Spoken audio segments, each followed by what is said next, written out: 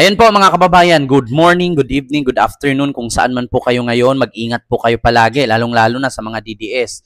O yung mga DDS, mga kriminal pa naman yan. Utak kriminal, mga bobo kasi. Hindi iniisip yung future, basta iisipin nila yung bring him home. At tawagin lang tatay si Digong, hindi naman sila magkamukha. Yeah, ang lakas ng loob tawagin, tatay namin si Digong. Bakit? Sa laki ng ilong ni Digong, pantay ba ilong ninyo? Hindi naman. Magkamukha ba kayo ni Sarah? Tawagin yung tatay si Digong, kapal ng mga apog ninyo. So ayun mga kababayan, kakapasok lang na balita from GMA News Online. Ito po ay isang page ng GMA News or article ng kanilang balita na kung saan nakalagay po dito mga kababayan ay ito, GMA News Online, your news authority. Ayan, news. Comelec cancels Duterte Youth Party List registration. So ano nga ba ang nakasaad dyan mga kababayan sa gilid ng ating screen? So syempre, babasahin ko po. Ayan po yan, no? May article po. GMA News po ito, ha? Babasahin ko. The Commission on Election or COMELEC on Wednesday canceled the registration of the duty to energize the Republic through the enlightenment of the Youth Sectorial Party List Organization, more known as Duterte Youth Party List. In 25-page decision prolongated Wednesday, the COMELEC Second Division granted a 2019 petition that sought to nullify the party list registration of the Duterte Youth for being void. Nako, binovoid nga. Ab initio or void from the beginning after the party list failed to comply with the jurisdictional requirements of the publication and hearing. So Duterte Youth cannot merely hide under the convenient excuse that the Commission had not required it to publish its petition for registration, or that the Commission has not set a hearing, as it reflects poorly on the party's commitment to transparency and accountability, the ruling read. The decision added that Duterte Youth should have demonstrated good faith compliance with the law and the Constitution as an earnest performance of its duty to electorate. The COMELEC said the Duterte Youth committed grounds for cancellation of registration when it filed overage nominees on 2019.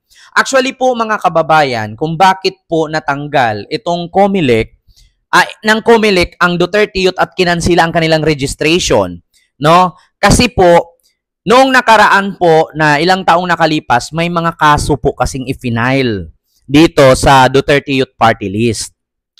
Doon na nga po, malungkot pong isipin at malungkot pong sabihin mga kababayan ay kumuha po ito ng mahigit 2 million votes.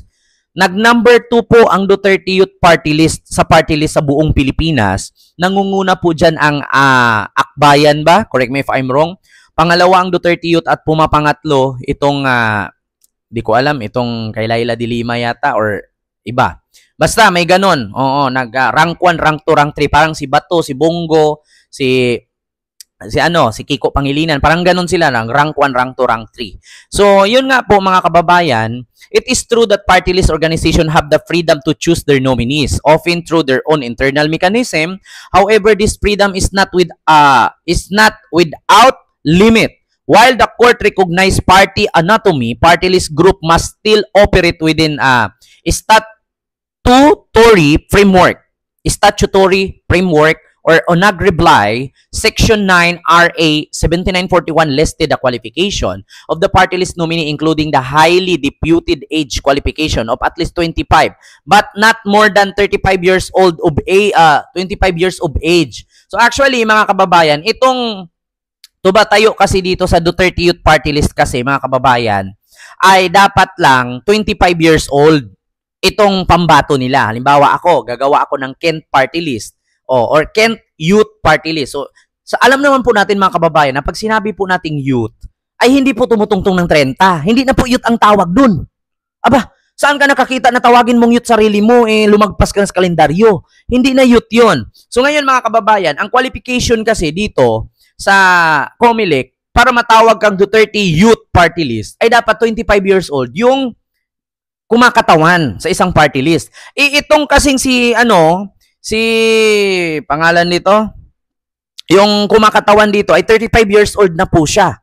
Oo, si Cardima. Oh, 35 years old na po siya. Kaya isa din po sa kadahilanan o sa rason na dinisqualified itong youth party list. Kasi tawagin mo yung sarili mo na youth party list ka, tapos yung kumakatawan 35 years old. Saan banda ka kumukuha ng kapal ng mukha? Di ba? Sa tawagin mong youth ka, tapos 35 years old ka, baka youth na yung tawag dun. Di ba?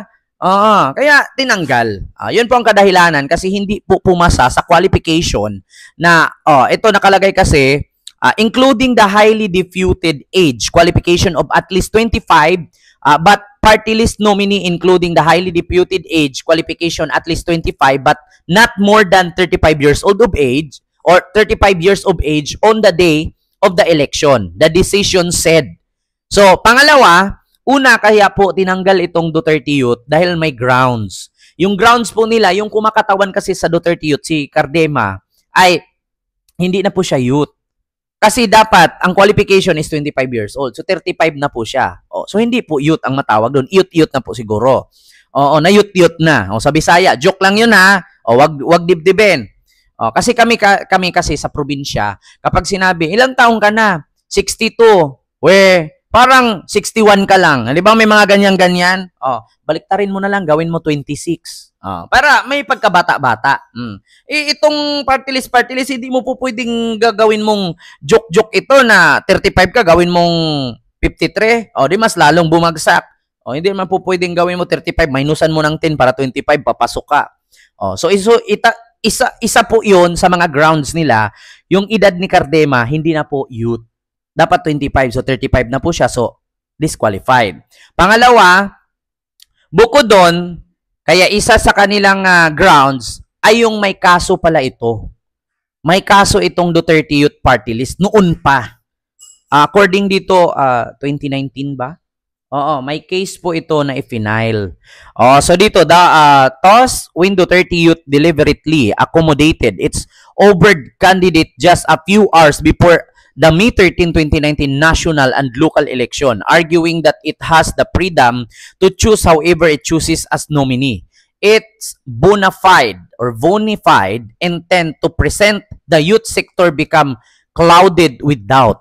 To stress, it is the nominee who has to qualify in representing the sector, not the other way around. The sector cannot be tailored to fit the nominee's profile.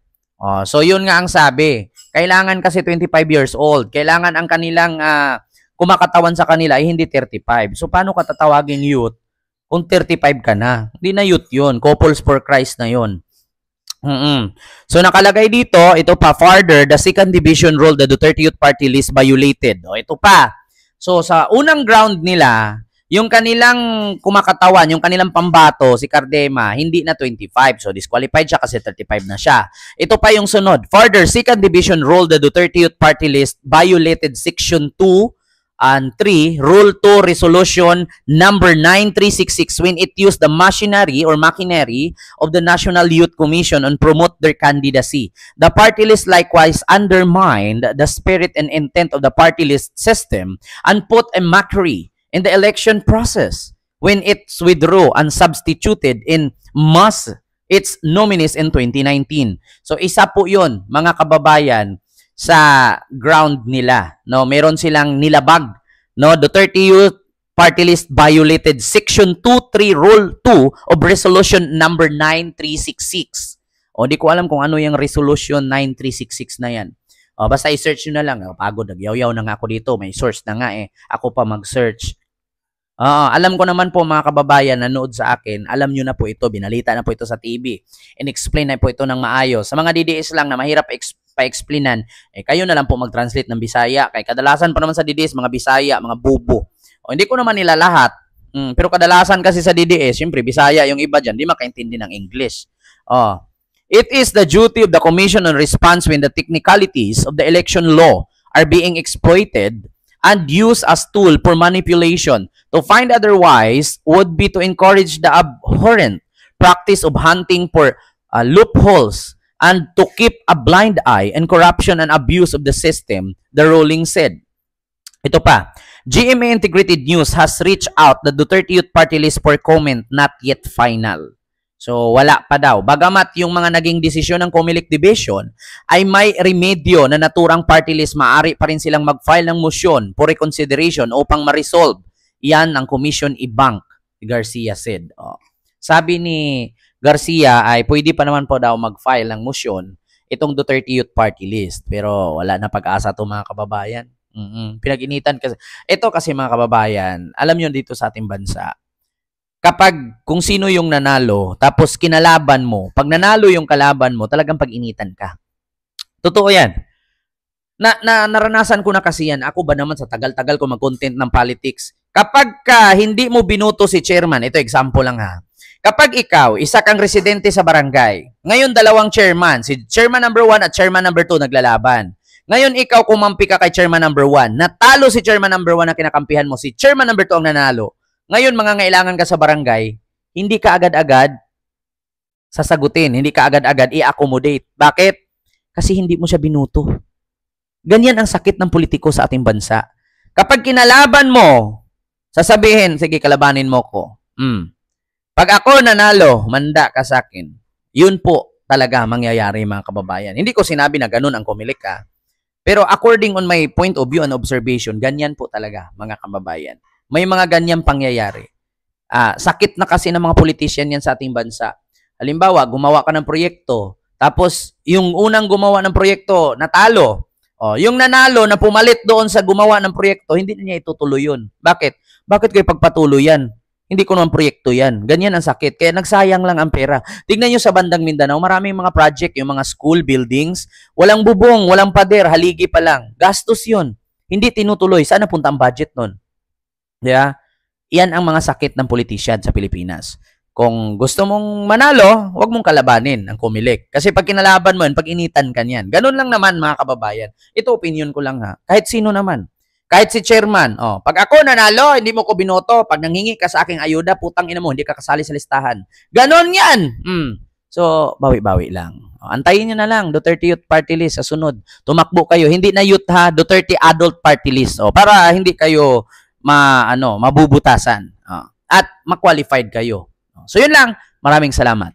God bless. Thank you.